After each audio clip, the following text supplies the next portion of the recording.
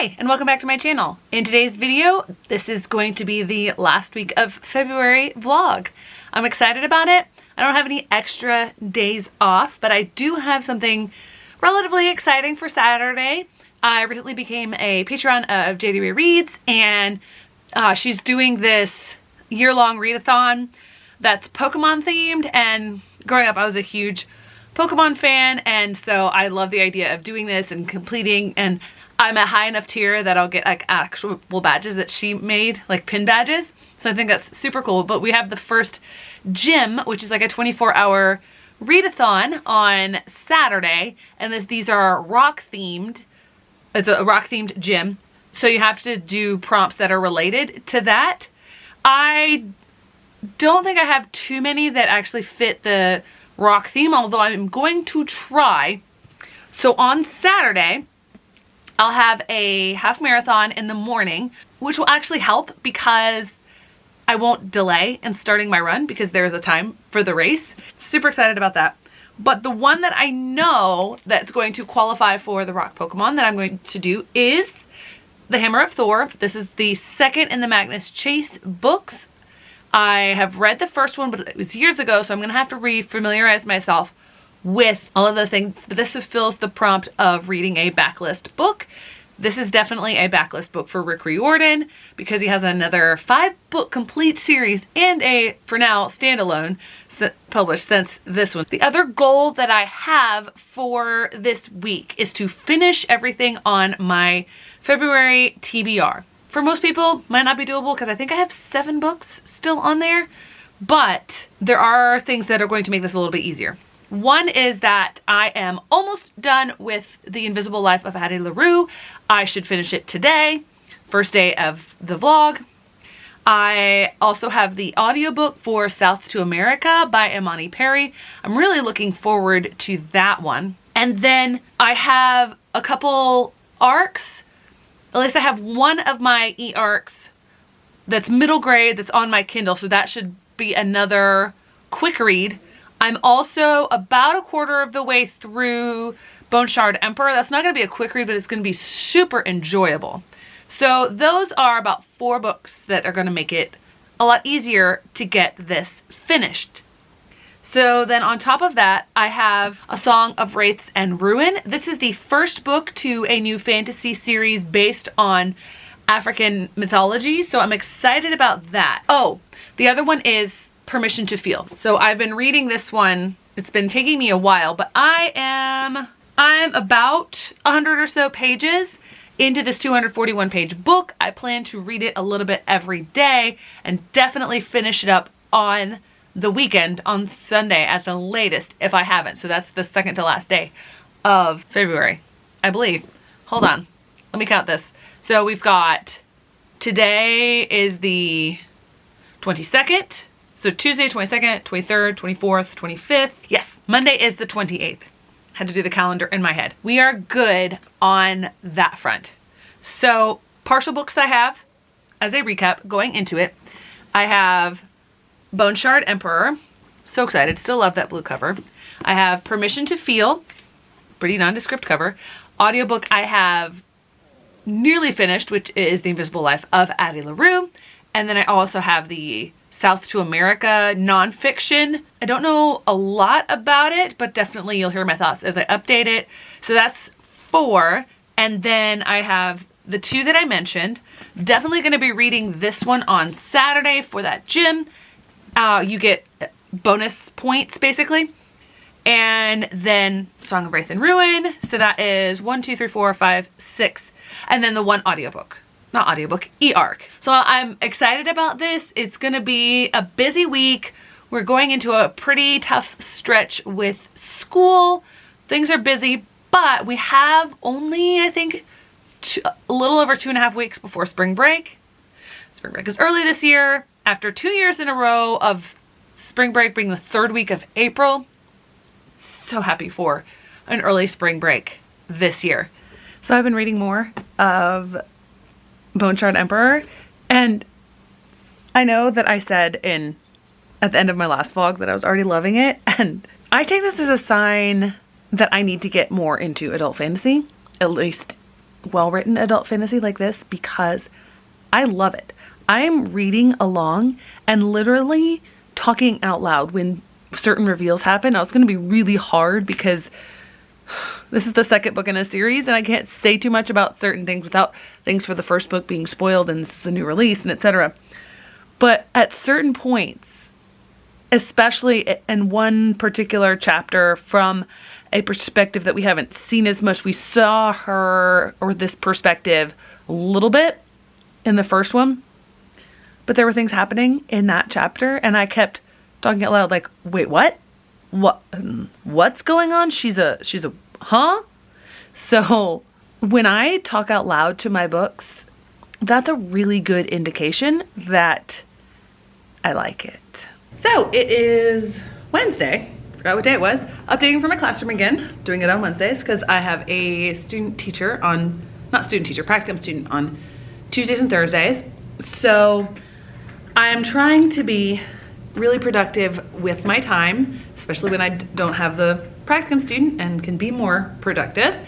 And so that includes filming my updates. Now, I didn't quite finish The Invisible Life of Addie LaRue yesterday. I had a few other things that took up some time, like having to deal with discipline. I didn't leave school until half an hour later.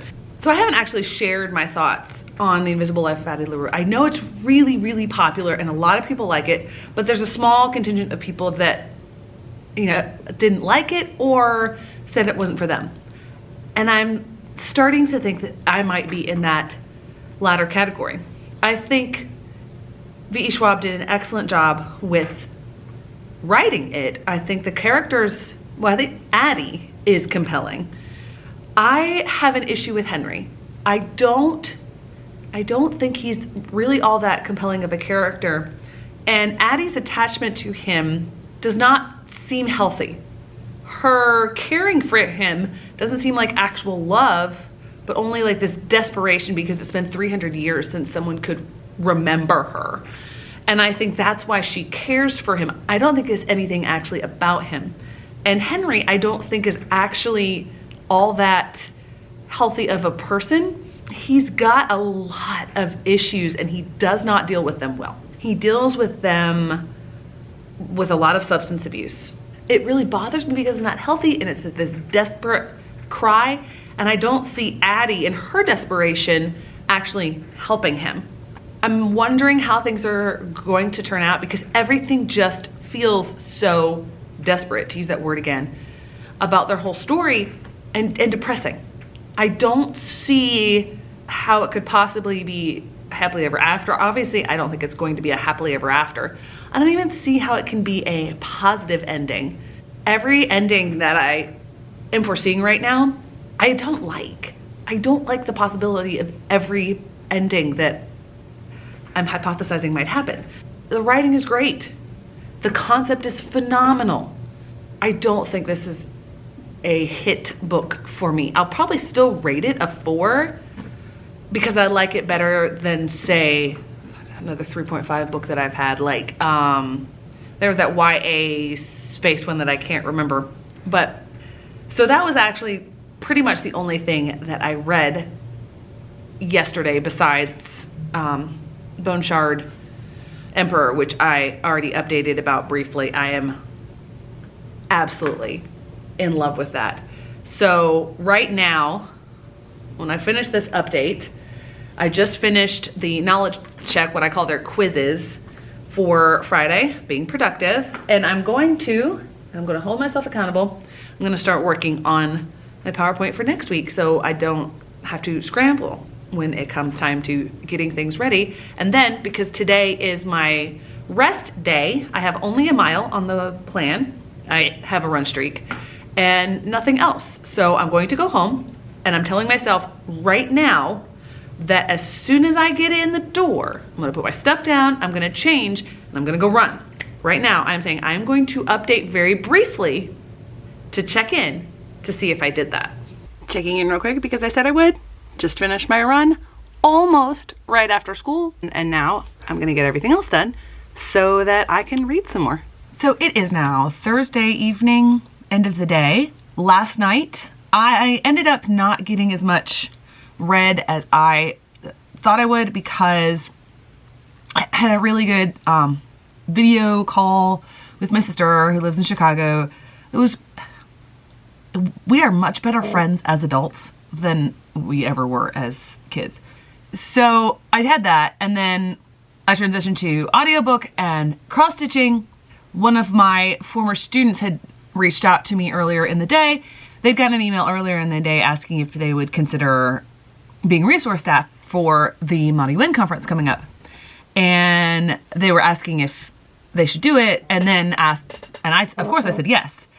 They asked if I would help them filling it out, and so I offered a Google Meet, and they were just really excited to chat. And you know, that's one of the really amazing things about being a teacher, is seeing the impact that you have on the kid's life and the fact that they're so excited just to talk to you. So that was good, but it did take away reading time. Even with that, I was super close to finishing The Invisible Life of Addie LaRue, and so I did manage to finish that. And I had said before in a previous update, I couldn't picture any ending that ended non-depressingly. She almost found one. In general, I'm satisfied with it, but, and heads up, there's mild potential, maybe, spoilers. I really wish she had ended, Victoria Schwab had ended with Henry's POV. I really did not want to go back to Addie's. I think that ruined the ending that she had created in Henry's POV. I would have loved that ending if she left it in Henry's POV. It knocked it down by adding on that little bit extra. I didn't foresee this particular ending and the way all the nuances of it, but the lack of, spoiler, happily ever after, it didn't necessarily bother me. I knew it was coming, and like I said before, I am not a fan of their relationship because it felt codependent. It didn't feel real, and I think by the end, Addie realized that. So that's why I appreciate the ending, even though it's not quite my favorite. So I don't know what I'll rate it yet. Probably a 4. It might be a 3.5, but probably a 4 because I did enjoy the writing. So I then started South to America, which is another one of those books similar to How the Word Is Passed. When I looked it up on Goodreads, when I was adding it to, not Goodreads, Storygraph, I looked at other reviews, and there was a review from someone who had also read How the Word Is Passed and compared it to How the Word Is Passed, which I had started to think of as I listened to it. They said that hands down, How the Word Is Passed is better. I had already actually been inclined to think that. Not that I think this is bad, because I've listened to maybe 7% of it, but it's a narrative perspective from a historian. I'm not 100% sure on the overall take. Now, obviously, it's South to America, and so I think she's going to be, Imani Perry, the author, is going to be talking about America's identity and how wrapped up a lot of the talks about racism and slavery and etc., and how they focus on the South and how they are actually American. So that'll be an interesting perspective. But since I loved How the Word Is Passed so much more, I probably won't rate this one as high as that, but we shall see. So I also read a little bit more of Bone Shard Emperor. Still loving it. Hopefully gonna get more read tonight. It's coming down to the weekend for getting my February TBR done, so hopefully I have a lot of time to read this weekend. So I am back from my half marathon. Had a really good time. Treated it as a workout and not a race, but it went really well. And I haven't read anything yet, but reading sprints have started. These are actually my first reading sprints, so a new experience for me. Although I haven't read anything yet, but I've already caught 2 Pokemon. One, and they're both rock Pokemon, which fit for this gym.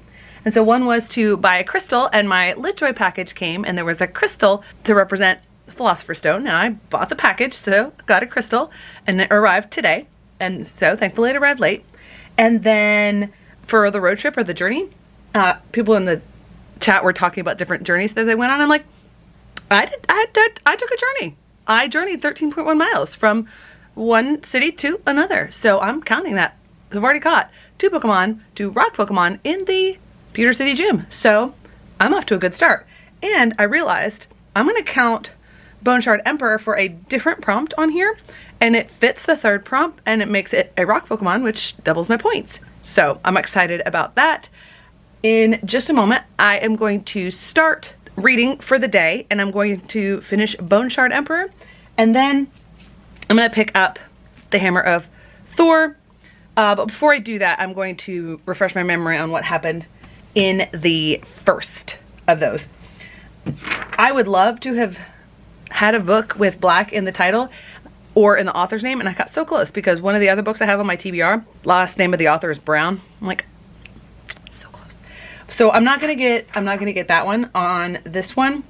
And then also, I may or may not switch my audiobook to Midnight in Washington, even though that's part of my March TBR. I just might go ahead and listen to it because that is something political. So let's see, what's another one?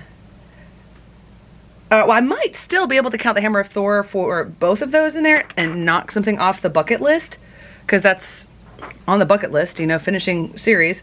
But I will have to look at the other things that I have there. I probably won't get all of the rock Pokemon in this gym, but I'm off to a great start.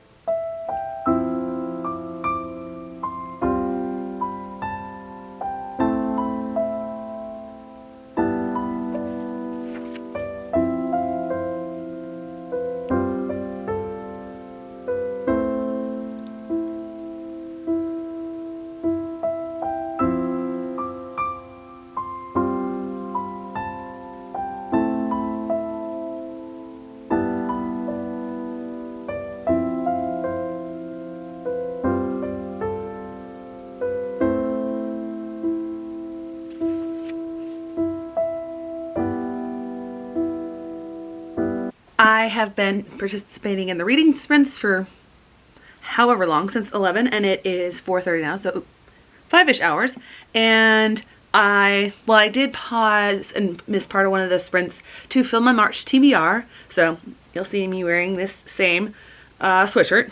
Yeah, I haven't mentioned it, but like, I don't wear makeup or do any fussy things. That's just not me. So I typically wear just what I wear. Finished the Bone Shard Emperor. There is a lot of political intrigue in this book, and it fascinates me.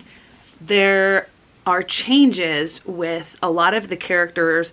There's intricacy building, there's romance building that I predicted, but I'm not sure what I think about it yet. I still love Mephi and Thrana, so I think they're amazing. They are creatures that now got a name in this book. At least their breed did. There's a lot in here. I think it's solid and engaging. There were like moments that made me, and there's still a lot to figure out. This is a hefty book. I don't remember how long Bone Shard Daughter was, but they're not flimsy. There was a lot revealed that answered some questions. A lot of times people will say that, and they'll say that it sparked more questions, but in this case, I don't think it actually sparked more questions. I think it just, there were so many questions that even with it answering some, there's still so many left to answer. I'm gonna go put this over in the pile to be wrapped up later, and I'm actually gonna go over to my dad's and borrow his Nintendo Switch and play some Pokemon. So yeah, the pokethon stuff has made me want to play Pokemon again, so I'll probably do that and listen to an audiobook. And I don't think Jade has confirmed it, but this whole 24-hour readathon might be turned into a 48, so I might still have time to finish 1 or 2 more books. It's later than I thought, but I still think I have enough time to finish the Hammer of Thor. I mean, I've got a lot of books to finish if I want to finish my February TBR. We shall see how that goes. So the readathon did get extended to 48 hours. Jay's not feeling well, so we're not gonna have any reading sprints, and that's fine. I enjoyed the reading sprints. That definitely that definitely was a fun experience, but I don't need those to get reading done, except for the fact that I put off doing other things like my finances, which I need to do. So I have read some because I'm working on some video stuff, uploading, exporting, etc. And took a little longer. I read about 70-ish more pages in Magnus Chase and the Gods of Asgard, and I don't know why I didn't like it before, because nothing seems off-putting at all. I'm like, what did I find that I didn't like before? Because I can get over the whole fact that like he's actually quote-unquote dead and was resurrected. That's part of Norse mythology. I don't know how to pronounce a lot of these words, but he died a heroic death, was taken to Valhalla, etc. Got to admit, every time Loki comes up, definitely thinking of, I almost said Tom Holland, Tom Hiddleston. So, I mean, that's always a good thing. So there's that. I'm really enjoying it. I've got about 300 more pages to go in this, but I'm reading it really quickly. I didn't quite finish South to America last night. I realized I hadn't updated on that. It's tough with that one because there are things that I enjoy. There are moments when there are statements that she makes that just are so profound. There was one that she made when she was talking about Mother Emanuel and Dylan Roof. I don't remember what it was because obviously it's audiobook, so I'm not writing them down, but it was so profound, so tragically beautiful the way that she worded it. And so there's so many of those sprinkled throughout, but they're just sprinkles like going every which way. And I think that's the biggest problem for me. The biggest problem is there does not seem to be any sort of coherent framework pulling these together. And I've lost the thread of what she's trying to prove. I don't even really get what she's trying to prove. And I know she's trying to prove that the South is America, and she keeps showing that with different things. But sometimes she'll interject because she's gone on these visits, but other times she'll go way far and wouldn't have mentioned anything about it. So obviously, I already prefer How the Word is Passed. I just think it's a phenomenal book. By the way, now my stepdad wants to read it too, which is awesome. I will finish that tonight, so that's another book off the list. I'm going to finish The Hammer of Thor, and then I'm not sure what I'm going to do for the last book, but the books that I had originally on here, there's no way I'm going to get to all of them because, well, I did finish Bone Shard Emperor. I need to color that in. Permission to Feel, I'll read a little bit more in that today. I don't know how much I'm going to be able to get done. I'm not going to be able to get to A Song of Wraith and Ruin. If I do, it'll be starting it.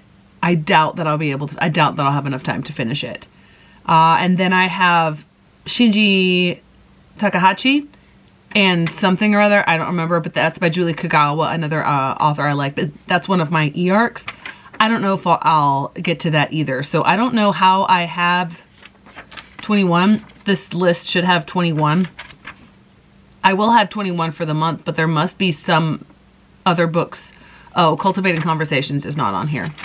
So we'll see. I'm going to be productive. I told myself I was going to be productive, but that I played for a while, played Pokemon for a while. But now the controller has died because I didn't bring the charger over with me. So no more temptation with that. Okay, so I'm here to wrap out the vlog. I had a good reading week. I knew that I had my work cut out for me because I had, I think, 7 books left to meet my goal of 21 for the month. And in a short month, that's a lot. I haven't decided what I'm going to pick up. I think I'm going to read a little bit more of Permission to Feel. I'm working, like I thought, I'm working my way through that book slowly. So I probably will finish that next month. That's the one I'm closest to finishing, but with the length of time that I'm spending as I read, it would take longer than something else. And after a school day, I don't have like hours and hours to sit and read. I think I might read a little bit of that. And then I might pick up the Shinji Takahashi. Honestly, I can't remember what it is in my brain. I just think, oh, it's the one I can't pronounce by Julie Kagawa, which is terrible. I should take the time to learn how to pronounce it. I might read that a little bit. I'll probably watch BookTube and then start cross-stitching and listen to Midnight in Washington. So I'm not gonna finish any more book in this vlog because it's only like 5-6 hours before the end of the day. Not even that much. I don't even realize I don't even know what time it is. So that means in February, because this is the last day of February when I'm filming this, that I read 20 books this month, not 21. So one short. But honestly though, if I'd had 3 more days or even 2 more days like most months have, I would have finished that other one. I'm not worried about it. Goodreads and Storygraph say I'm ahead of pace. I have spring break coming up, so I'll get back on track. So that wraps up this week's reading vlog. Thanks so much for watching. I hope to see you in the next one.